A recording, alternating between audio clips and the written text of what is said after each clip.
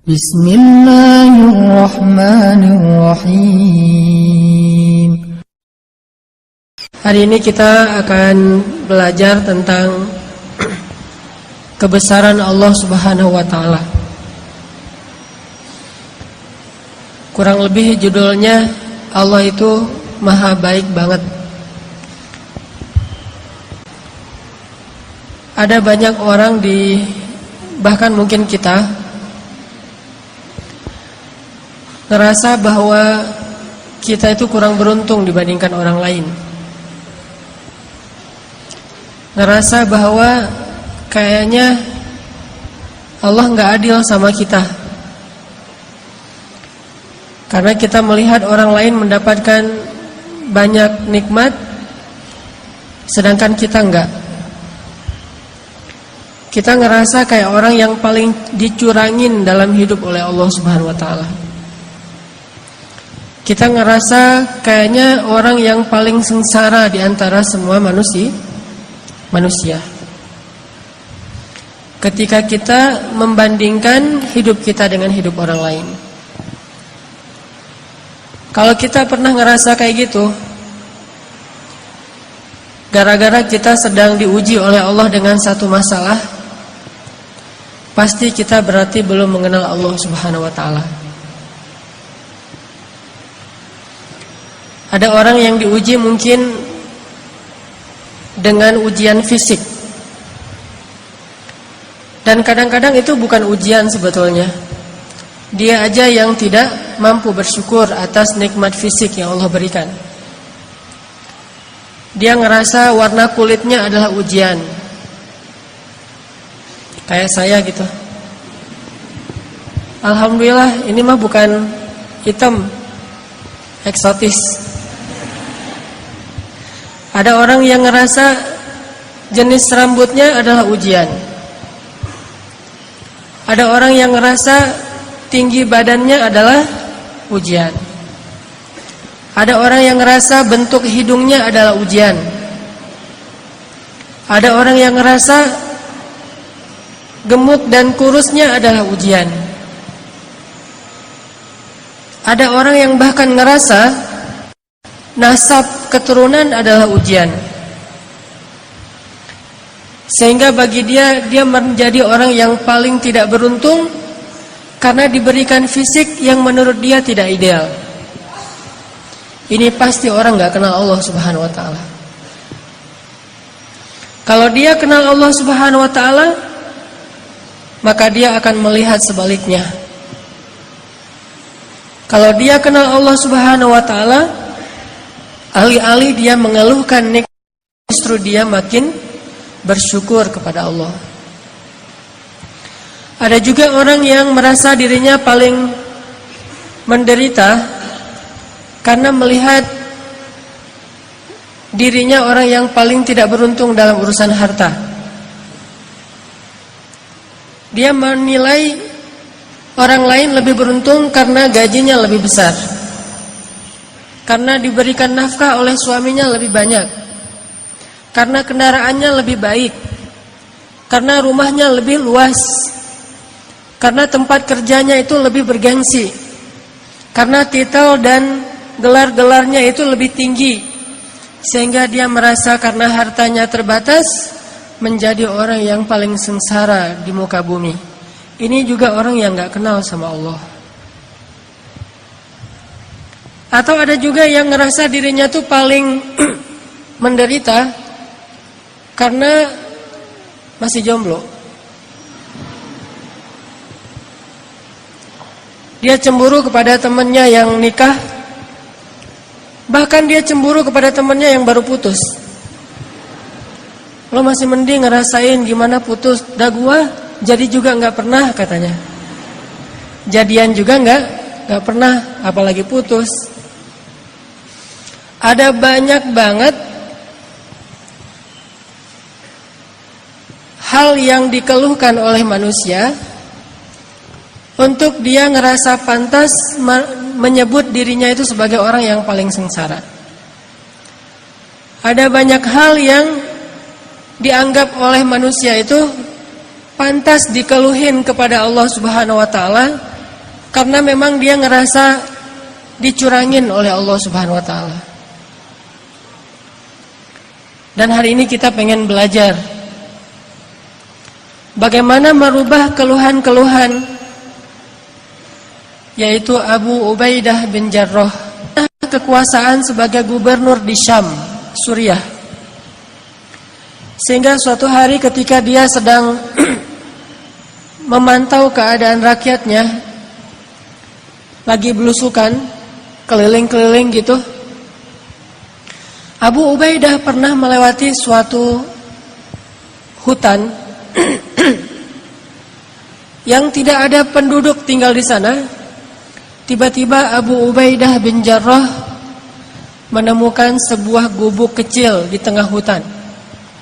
Ini lagi lewat nih bersama pasukannya, kayak lagi ada ekspansi gitu. Tiba-tiba ngelihat tiba-tiba Abu Ubaidah melihat sebuah gubuk di tengah hutan. Terus karena penasaran, Abu Ubaidah pun mendekat ke gubuk itu. Dari luar gubuk, Abu Ubaidah mendengar suara laki-laki bertahmid kepada Allah.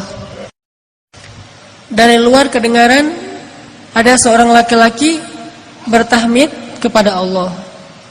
Dia berucap, Alhamdulillah, Alhamdulillah, Alhamdulillah, Alhamdulillah, Alhamdulillah, Alhamdulillah. Terus dia bertahmid, memuji-muji Allah Subhanahu wa taala.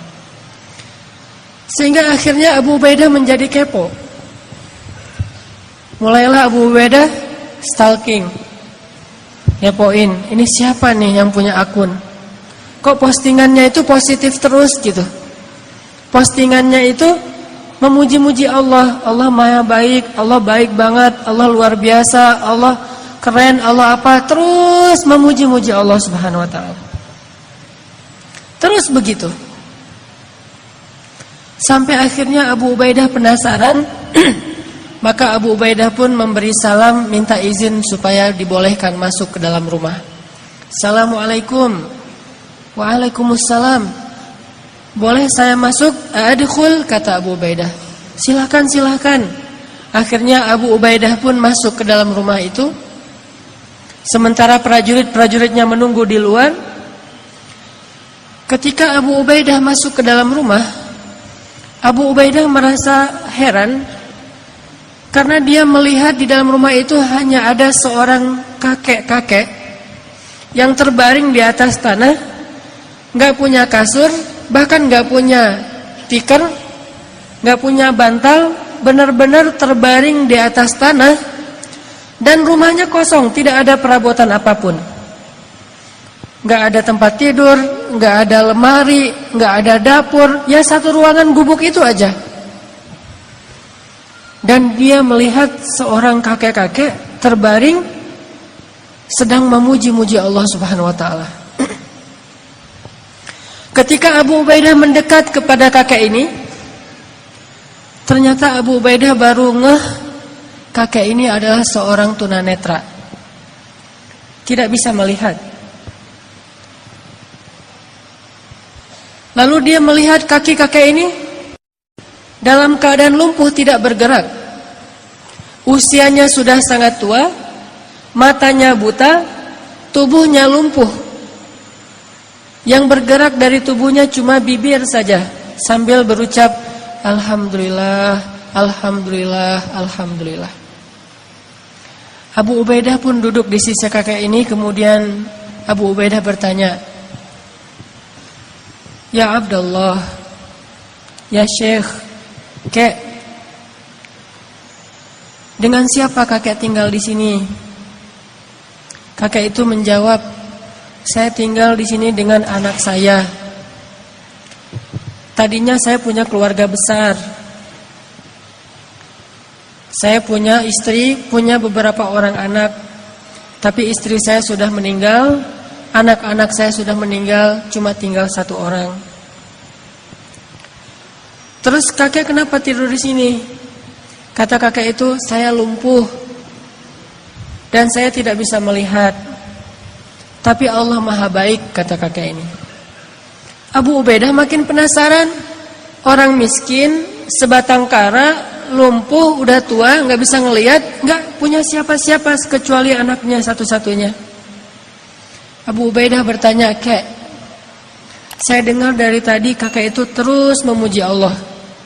Dari sejak saya di luar rumah, saya dengar kakek ini terus memuji Allah. Alhamdulillah, alhamdulillah, alhamdulillah. Tapi saya perhatikan, sepertinya kakek ini tidak punya kehidupan yang layak. Rumahnya gubuk, di dalam rumah gak ada apa-apa, kakek sakit-sakitan, gak punya keluarga. Saya penasaran, apa yang kakek syukuri kepada Allah sehingga kakek tidak berhenti mengucapkan alhamdulillah. Perasaan nikmatnya kayak gini-gini aja nih. Terus apa yang kakek syukuri?" Kakek ini tersenyum. Kemudian kakek ini mengatakan, "Wahai Tuan, ada 2 nikmat yang diberikan Allah kepada saya, dan itu lebih saya cintai daripada dunia dan seisinya. Yang nikmat ini tidak diberikan kecuali kepada orang-orang yang Allah cintai saja."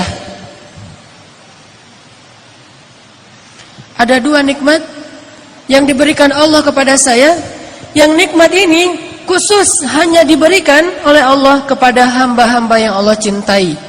Dan 2 nikmat ini lebih saya sukai daripada dunia dan seisinya. Lebih saya sukai daripada keluarga, lebih saya sukai daripada harta, lebih saya sukai daripada jabatan, lebih saya sukai daripada kesehatan fisik. Karena 2 nikmat ini hanya Allah berikan kepada orang yang Allah cintai. Akhirnya Abu Ubaidah bertanya, "Ya Syekh, Kek, apa 2 nikmat yang Allah berikan kepada kakek yang tidak diberikan kepada sembarangan orang, hanya diberikan kepada orang-orang yang Allah cintai?" Kakek ini menjawab, 2 nikmat itu adalah qalban syakiran wa lisanan dzakiran. 2 nikmat yang diberikan Allah hanya kepada orang yang Allah cintai adalah nikmat hati yang selalu mampu bersyukur dan nikmat lisan yang selalu mampu berzikir.